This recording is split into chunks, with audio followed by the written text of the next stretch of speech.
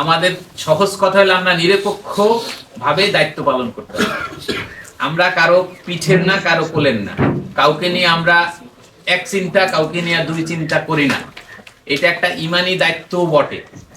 এই নিরপেক্ষতা, স্বচ্ছতা বজায় রেখে আমাদের আচরণ বিধিকে আপনারা মেনে চলবেন, এটাই আমাদের প্রত্যাশা।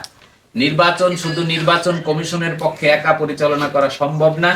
যারা ভোট দেবেন, যারা ভোটে দাঁড়াইলেন, যারা প্রচার করবেন, এই নিয়ম কানুনের মধ্যে যদি থাকেন তাহলেই আমরা খুশি।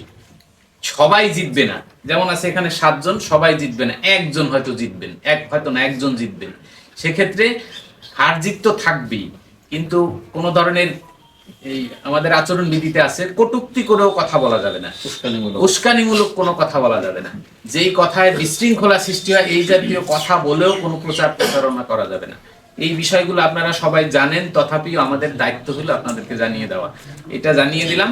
আপনাদের সকলের জন্য আমাদের শুভকামনা থাকবে। আপনারা যত সুন্দরভাবে আপনাদের এই কার্যক্রম পরিচালনা করতে পারেন, আমরাও আপনাদের কার্যক্রমগুলা আজকে যেরকম সুন্দরভাবে করলাম, ভবিষ্যতে আমরা সুন্দরভাবে পরিচালনা করতে পারি।